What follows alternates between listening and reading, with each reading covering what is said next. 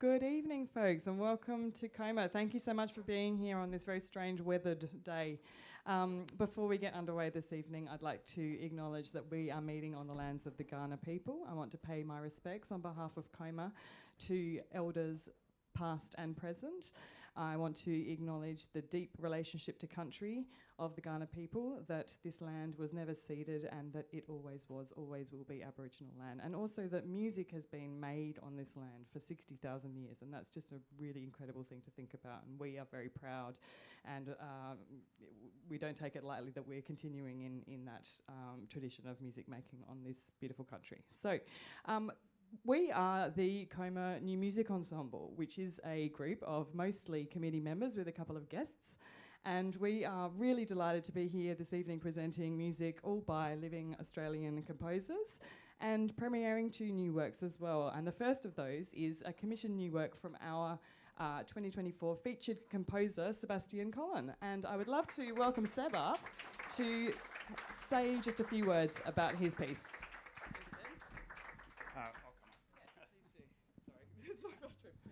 Thank you so much, Emily, and thanks hugely to COMA for having me as their featured composer this year. It's been really, really amazing.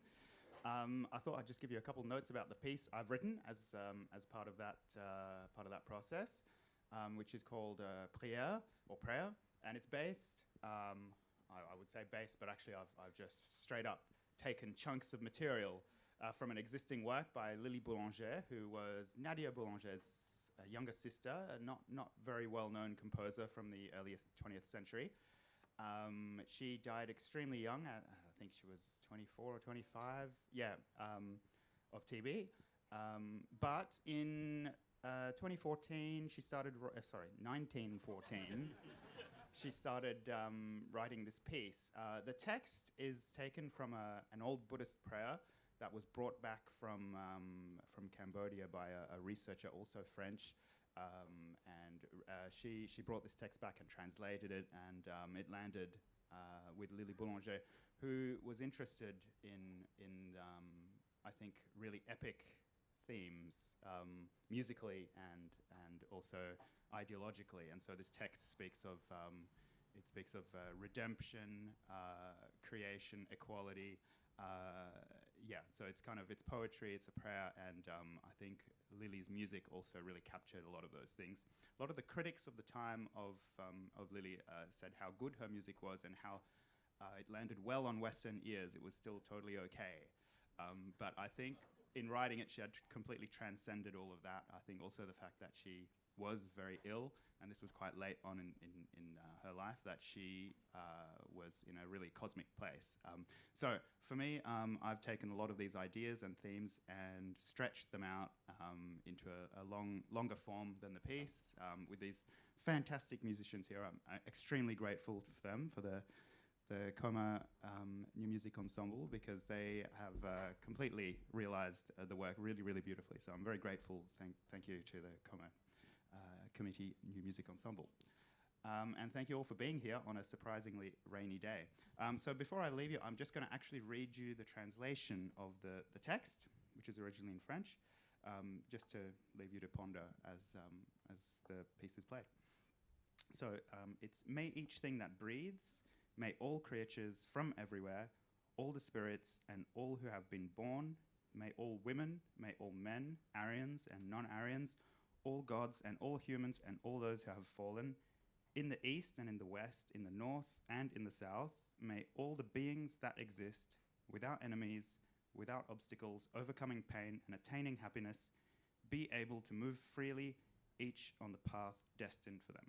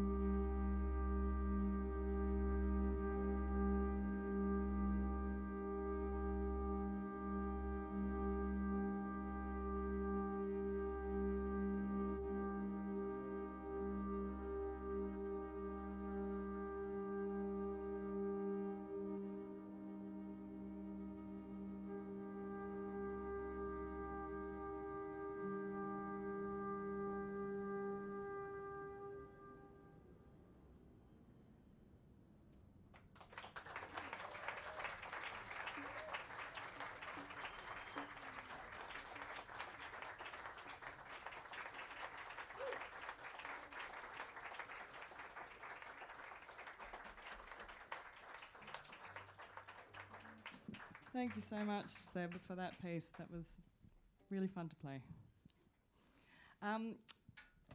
Our next piece, we're lucky enough to have the composer in the audience with us as well. So I'd like to invite up Tia Martin to give us a little bit of info about it. And I'll come and unlock that. I thought I put it on Never Sleep, but give us a second. This one, we would love you to be involved in this performance. So I'll let Tia explain further. Hello, everyone. It's really lovely to be here. Thank you for having me, COMA New Music Ensemble. I just wanted to acknowledge as well that my piece was written on unceded Gardaland. Congratulations on that wonderful piece. Maybe in a nice link between the first piece you've heard and this one is that it's also in dialogue with an existing work by a female composer, jumping forward to the 70s now, to 1974. And this piece is kind of in response to a work by the experimental composer Pauline Oliveros. She's maybe most well known for her work in deep listening, which is a kind of practice that she created and taught and is still taught now by her partner. And the invitation to people that she gives is in a piece called Native, and it's on the screen there. The invitation is just take a walk at night and to walk so silently that the bottoms of your feet become ears. My sight's not super great. I think that's what it says. And I tried this score. I went for a walk at night and tried to follow this instruction. And so this piece is a reflection on my walk. And for a little bit of context for some of the things that I was thinking about is that I think walking at night can be a really beautiful experience. But I was also doing it in the suburbs, and I started to feel quite nervous. Walking very silently at night started to feel a little bit strange. I was a bit disappointed with myself. I was like, oh, you know, I feel like I'm not getting the full experience of this piece. And I thought, actually, that might be interesting to reflect on, of what those feelings could sound like. And then a little bit of context for how the piece is written and why it's written the way that it is. I'm a music teacher, teaching artist. I work in 3 public primary schools in South Australia and an Arta 12 school as well. And I very much believe in the idea that music education should not be a passive thing that is handed down to children and that is reserved for very few talented young people, but that music education should be deeply participatory. And so my work in composition kind of comes from that idea. I try to dissolve the boundaries between composers, audiences, and performers. So the score, which you'll see on the screen, is written all in text rather than traditional Western staff notation. And it's more like a guided improvisation for the performers to respond to. And it is also to be played with yourselves. So I'm going to teach you one thing, which is a breath cycle that starts the work. There's also some humming that happens straight after the breath cycle. And I ask that when we do the humming, you'll see me point to my chin, to offer your sound to each other and to the musicians on stage, because they'll start to pick up on some of those sounds. To not be concerned about pitch or quality of sound, but instead to be listening and to focus on merging your sounds with those that you can hear in the space. At the end of the piece, the breath cycle returns, and I'll cue that again. You'll see my hands moving, and Kira is also going to be playing that breath cycle on flute. And we continue doing that until the end of the piece, while the musicians are doing some other things. And so that is supposed to be an experience of listening whilst making sound, which I think is a really beautiful experience that we don't get to have very often as audience members. Cool. So the breath cycle works as follows. It's on the screen as well if you would like to follow along, if you can see it over there. But otherwise, I'll take you through it. So we do breaths in through the nose and out through the mouth. And we start with one in, if you want to try with me. So, out, in, out, and then in, out.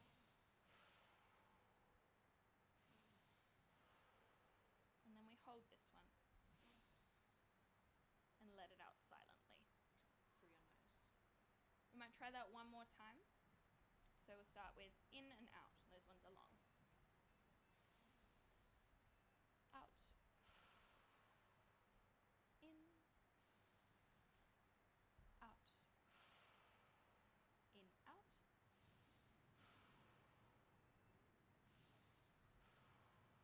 And hold. Amazing. So the piece starts with that, and then we move straight into humming, and it'll go from there. Thank you so much. I'm going to put this down.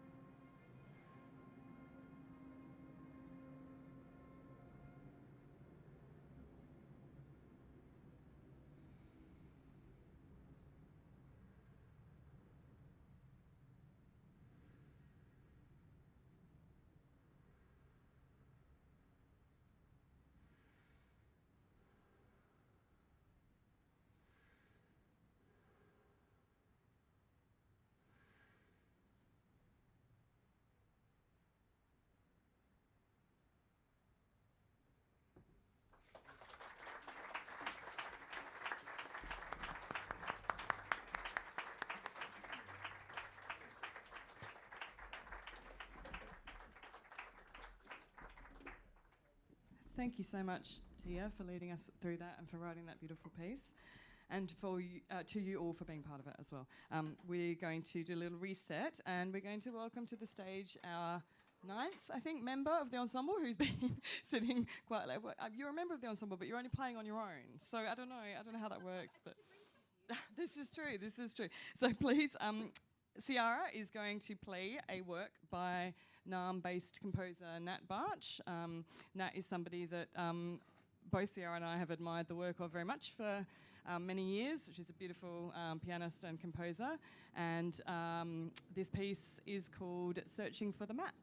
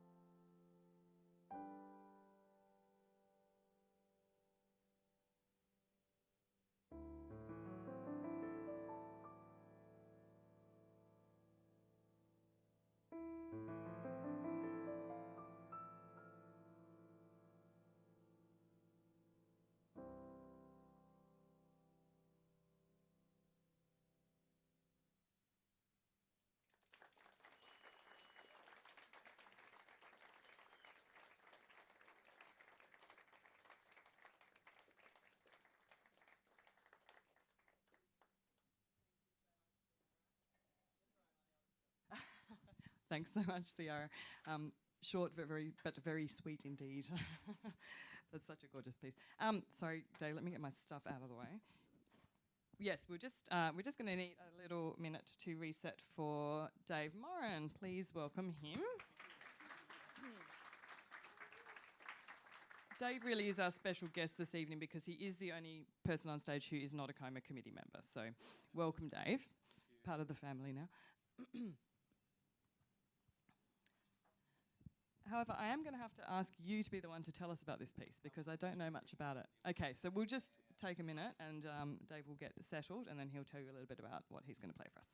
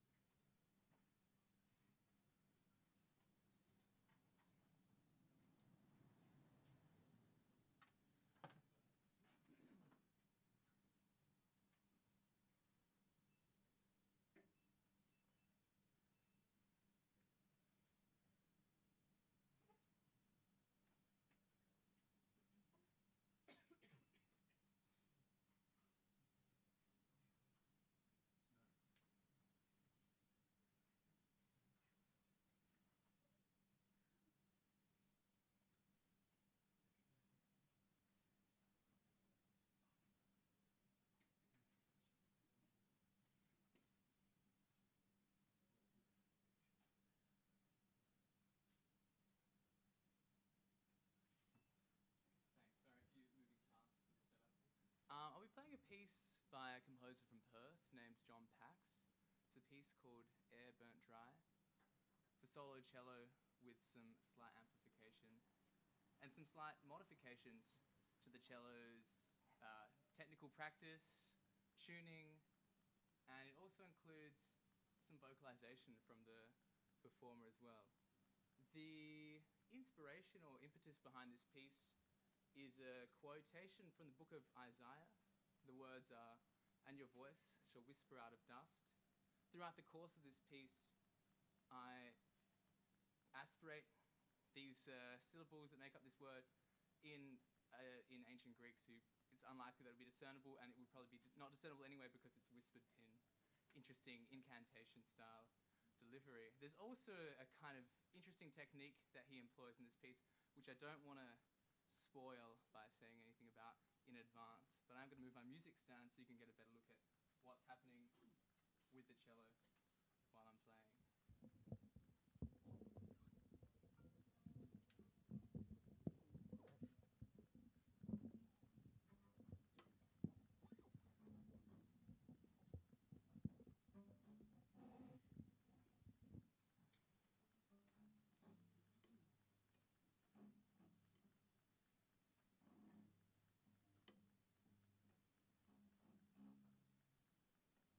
I'll also say that it's a very quiet piece, so it does invite listening in.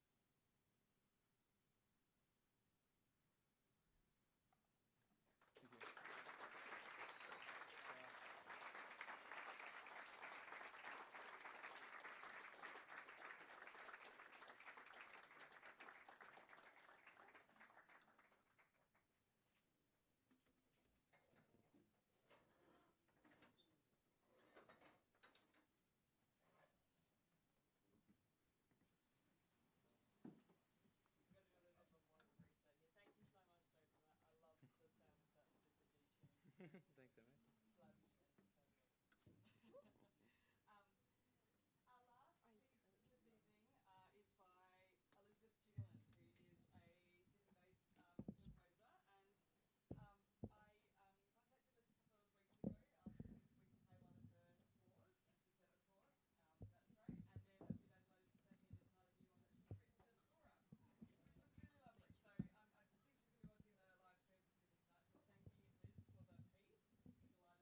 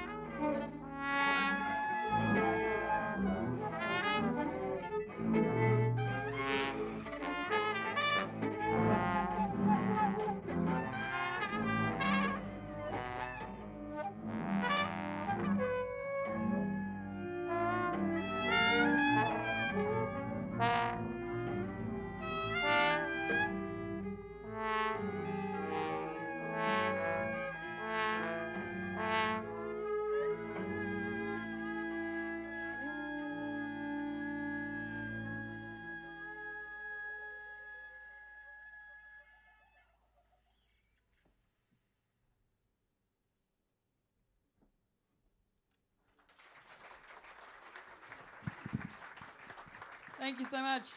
Kira Simmons, Bonnie Gunchuk, David Moran, Alex Taylor, Jasmine Hall, Trinity Kanini, Max Gunchuk. I'm Emily Tulloch. Sarah Ferguson was up before. Thank you so much. We'll have a little break and we'll see you again for Merk Loka. Thanks.